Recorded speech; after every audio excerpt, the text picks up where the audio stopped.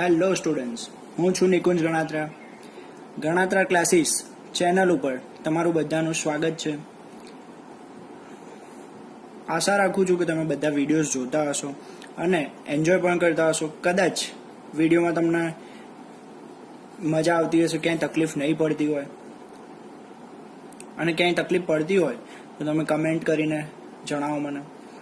હું ડેલી તમારા સિવિલ એન્જિનિયરિંગના સ્ટ્રક્ચર મિકેનિક્સ કે પછી આ સબ્જેક્ટ કમ્પ્લીટ થશે એટલે નેક્સ્ટ કોઈ સબ્જેક્ટના વિડીયોઝ અપલોડ કરતો રહીશ. Day by day daily videos જોવા માટે ચેનલને ખાસ સબસ્ક્રાઈબ કરી લો. આપણે જીટીયુની એક્ઝામ પહેલાં તમારો 70% સિલેબસ કવર કરી દેવાનો છે. એટલા માટે ડેલી વિડીયોઝ જોતા રહો અને ખાસ વધુને વધુ લોકો સુધી શેર કરો, ચેનલને સબસ્ક્રાઈબ કરો. આજે આપણે જોઈશું combined direct and bending stress. હવે એની અંદર લાસ્ટ ટાઈમ આપણે કંઈક એક થોડી થિયરીઝ જોઈ હતી સ્ટાર્ટિંગમાં, ઇન્ટ્રોડક્શન ટાઈપની. અક્ષીય લોડ કોને કહેવાય, એસેન્ટ્રિક લોડ કોને કહેવાય, કે પછી એસેન્ટ્રિસિટી કોને કહેવાય. હવે આજે આપણે સ્ટ્રેસ ડિસ્ટ્રીબ્યુશન ઇન કોલમ અને લિમિટ ઓફ એસેન્ટ્રિસિટી જોઈશું. એના પછી એક બે એક્ઝામ્પલ પણ જોઈશું. તો પહેલાં જ આજનો વિડીયો જોયા પહેલાં લાસ્ટ લેક્ચરમાં જે ચલાવ્યું હતું આપણે એનો વિડીયો જોઈ લો ખાસ, તો આજે વધુ ને વધુ સારી રીતે સમજણ પડશે એમ.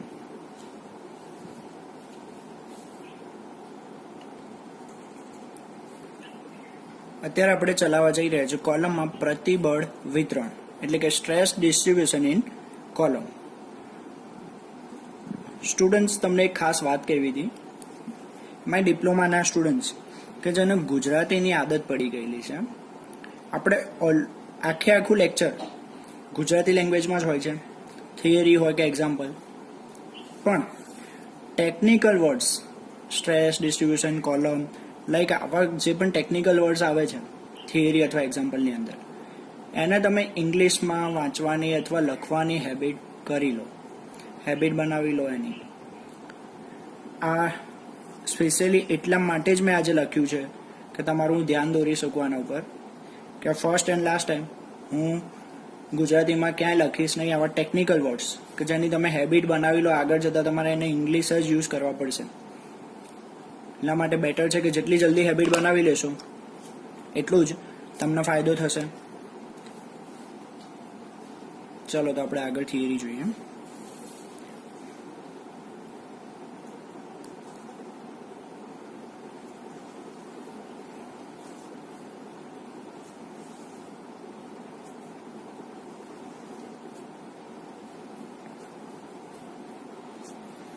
જ્યારે આપણે એક કોલમ દોર્યો છે, કોલમની એક્ઝેક્ટ સેન્ટરમાં લોન્જિટ્યુડનલ એક્સિસ, સેન્ટ્રલ એક્સિસ, જે કોલમની સેન્ટ્રલ એક્સિસ છે એના ઉપર જ્યારે લોડ લાગતો હોય ત્યારે એનો સ્ટ્રેસ ડિસ્ટ્રીબ્યુશન ડાયાગ્રામ આપણે લાસ્ટ ટાઈમ પણ જોયો હતો. આવો બનશે. આજે એ point, B point, A point, sigma max, અહીંયા સિગ્મા મિનિમમ, બરોબર. તો આ ફિગરમાં આપણને એવું સમજવા મળે છે કે જ્યારે કોલમની અંદર લોડ સેન્ટર એક્સિસ ઉપર લાગતો હોય ત્યારે બંને એજીસ ઉપર, એજ એ અને એજ બી, બંને એજીસ ઉપર સેમ સ્ટ્રેસીસ ડેવલપ થાય છે. બંને જગ્યાએ સરખા મૂલ્યનો સ્ટ્રેસ ઉત્પન્ન થાય છે. એટલા માટે બંને સાઈડ જુઓ તમે, ડાયાગ્રામ સેમ દેખાશે, બરોબર. એવું બતાવે છે કે બી ઉપર અને એ ઉપર સરખો સ્ટ્રેસ લાગે છે. હવે આપણે બીજી એક ફિગર દોરીએ કે જ્યારે કોલમની અંદર લોડ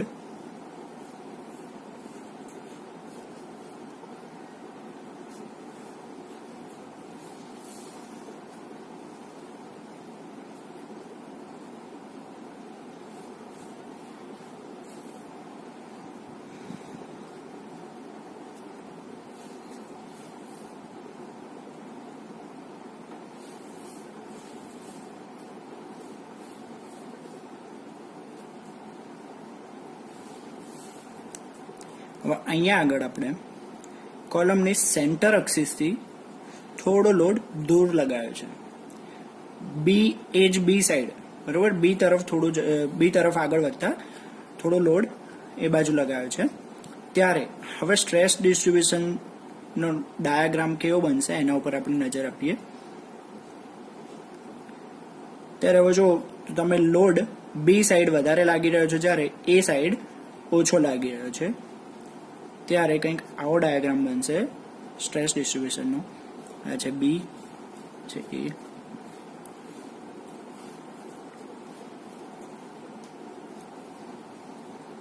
બરોબર. તો કહેવાનો મિનિંગ એવું થાય છે કે જ્યારે આપણે લોડ એસેન્ટ્રિક લોડ લગાવતા જઈએ, મતલબ કે સેન્ટ્રલ એક્સિસથી કોઈ એક એજ સાઈડ જતા જઈએ, કોઈ એક ધાર સાઈડ, ત્યારે લોડ ડિસ્ટ્રીબ્યુશન ડાયાગ્રામમાં શું ફેરફાર થાય છે એ આપણે જોઈએ છીએ. બરોબર. કમ્પેરિઝન કરીને હજુ પણ એક બાજુમાં એક ફિગર બનાવું છું.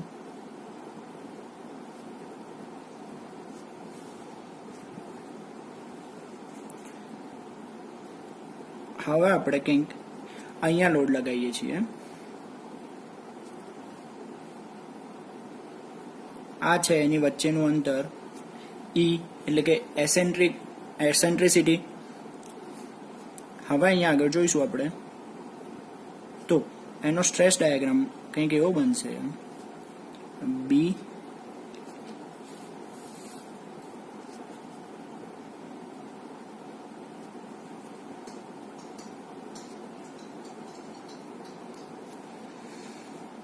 આના ઉપરથી ખાસ એ સમજવાનું છે આપણે કે જ્યારે લોડ વધુ ને વધુ બી એજ સાઈડ જતા ગયા આપણે, ત્યારે એક એવો પોઈન્ટ આવી જશે કે જ્યાં આગળ એસેન્ટ્રિસિટી સિગ્મા મિનિમમ, જ્યાં આગળ શું થઈ જશે, 0 થઈ જશે. સ્ટ્રેસ ડિસ્ટ્રીબ્યુશન ડાયાગ્રામની અંદર જુઓ તો ત્યાં આગળ મિનિમમ સ્ટ્રેસ જે હશે સિગ્મા મિનિમમ એ શું થઈ જશે, 0 થઈ જશે. તો આ શું બતાવે છે, એસેન્ટ્રિસિટીની હદ, કે જ્યારે એવા કોઈ પોઈન્ટ ઉપર લોડ લાગતો હશે ત્યારે સ્ટ્રેસ ડિસ્ટ્રીબ્યુશન ડાયાગ્રામમાં એ પોઈન્ટ આગળ નો ટેન્શનની કન્ડિશન પેદા થશે, કે અહીંયા આગળ કોઈ પણ જાતનું ટેન્શન થતું નથી. ઓકે. તો આને કહેવાશે એસેન્ટ્રિસિટીની હદ, લિમિટ ઓફ એસેન્ટ્રિસિટી. બરોબર. હવે આનાથી વધારે હું આ સાઈડ જઈશ, એ જ બી સાઈડ વધારે જઈશ, તો શું થઈ જશે, લોડ માઇનસમાં જતો રહેશે. આ છે પ્લસ, આ પણ પ્લસ છે, આ પણ પ્લસ છે. બરોબર. ત્યારે હવે શું કન્ડિશન આવશે કે જ્યારે લિમિટ ક્રોસ થઈ જશે તો માઇનસમાં જતો રહેશે. તો એ પણ જોઈ લઈએ આપણે.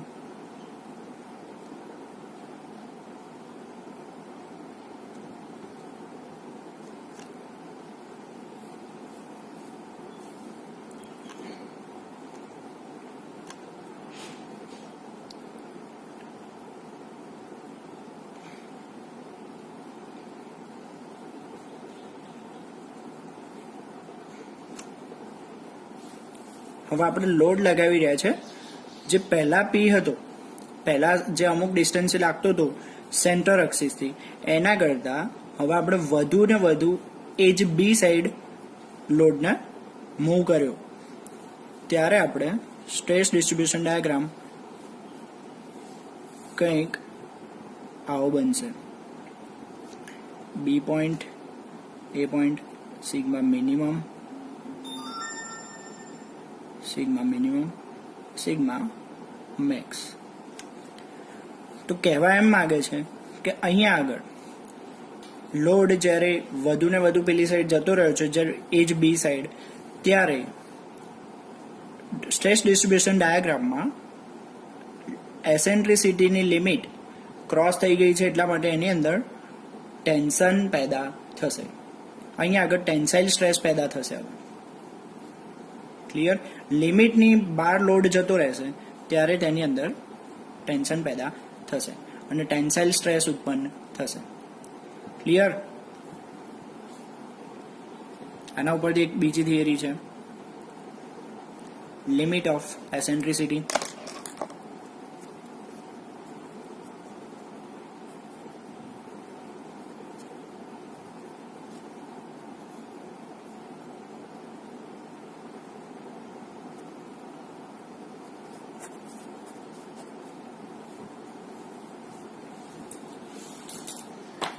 એની ડેફિનેશન હું વાંચું છું, બરોબર? તમારે નોટ કરવી હોય તો કરી લો, અથવા ચાલો હું લખી દઉં અહીંયા. કોલમના સેન્ટરથી લોડનું એવું મહત્તમ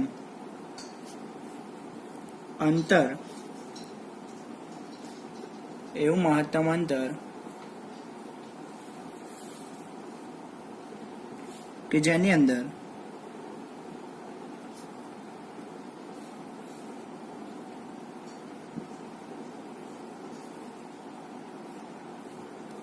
અંદર લોડ લાગે તો કોલમમાં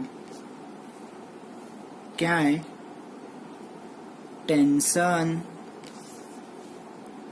પેદા થતું નથી. આ મહત્તમ અંતરને લિમિટ ઓફ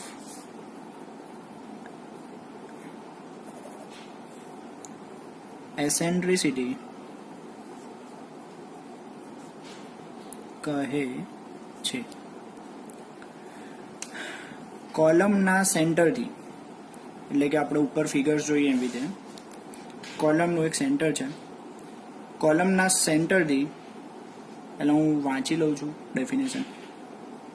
લોડનું એવું મહત્તમ અંતર કે જેની અંદર લોડ લાગે તો કોલમમાં ક્યાંય ટેન્શન પેદા થતું નથી. આ મહત્તમ અંતરને લિમિટ ઓફ એસેન્ટ્રિસિટી કહે છે.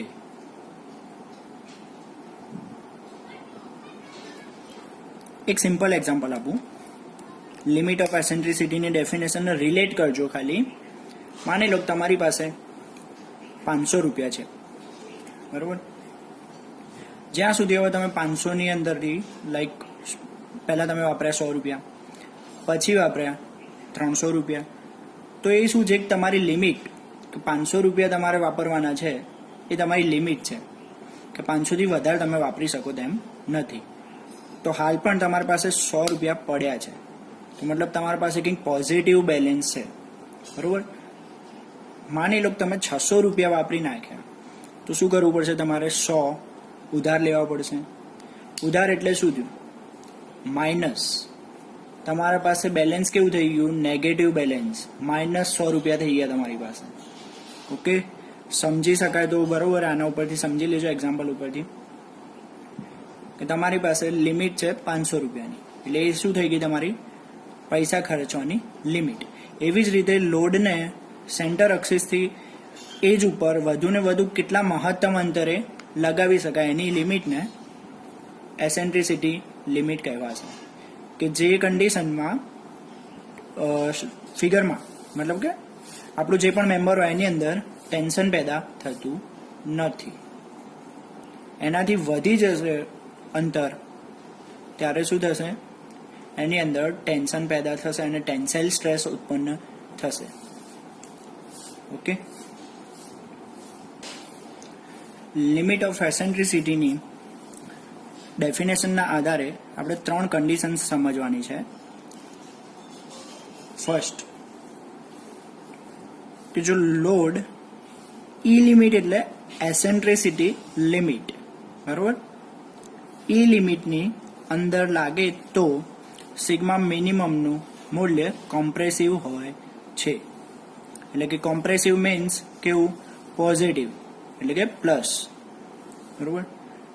સેકન્ડ કન્ડિશન છે, જો લોડ એસેન્ટ્રિસિટી લિમિટના બિંદુ પર જ લાગે તો સિગ્મા મિનિમમનું મૂલ્ય 0 થઈ જાય છે. તેવી જ રીતે થર્ડ કન્ડિશન, કે જો લોડ એસેન્ટ્રિસિટી લિમિટની બહાર જતું રહે ત્યારે સિગ્મા મિનિમમનું મૂલ્ય ટેન્સાઇલ હોય છે, એટલે કે નેગેટિવ. જે આપણે અહીંયા આગળ હવે તમે રિલેટ કરી શકો છો કે આપણે 500 રૂપિયાની વાત કરી હતી એવી રીતે ફર્સ્ટ કન્ડિશનની આધારે જો લોડ ઈ લિમિટની અંદર લાગે તો, એટલે કે આપણી લિમિટ હતી 500 રૂપિયા તો એની અંદર એટલે કે તમે 200 રૂપિયા ખર્ચ કરશો તો તમારી પાસે વધ્યા છે એ પૈસા કેટલા છે 300, એટલે કે પ્લસ તમારી પાસે હાલ બેલેન્સ કેવું છે પ્લસ છે. તેવી જ રીતે કે લોડ એ લિમિટ મતલબ એસેન્ટ્રિસિટી લિમિટની બિંદુ પર લાગે તો સિગ્મા મિનિમમની વેલ્યુ 0, એટલે કે તમે 500 રૂપિયા છે ને 500 વાપરી નાખો તો તમારી પાસે શું બચશે 0. તેવી જ રીતે કે જો લોડ એસેન્ટ્રિસિટી લિમિટની બહાર લાગે તો સિગ્મા મિનિમમનું મૂલ્ય ટેન્સાઇલ હોય છે, એટલે કે નેગેટિવ. જો 500ની જગ્યાએ તમે 600 વાપરી દો તો તમારી પાસે બેલેન્સ શું વધશે -100. બરોબર. તો અહીંયા ખાસ એક વસ્તુ ધ્યાન રાખજો, કમ્પ્રેસિવ હોય ત્યારે પ્લસ સાઇન લેવી, ટેન્સાઇલ હોય ત્યારે માઇનસ સાઇન આવશે. બરોબર. હવે આપણે એક્ઝામ્પલ ચાલુ કરવા જઈ રહ્યા છીએ. આ થિયરી જીટીયુની અંદર 2 માર્ક્સમાં પૂછાવાનો મેક્સિમમ ચાન્સ છે, 2 અથવા 3 માર્ક્સમાં કદાચ પૂછાઈ જશે. તો 3 માર્ક્સ માટે અહીંયા હું લખું છું જીટીયુ મોસ્ટ આઈએમપી. ખાસ ધ્યાન આપવું, જીટીયુ મોસ્ટ આઈએમપી લખી છે અને સરખી રીતે સમજીને યાદ કરી લેવી.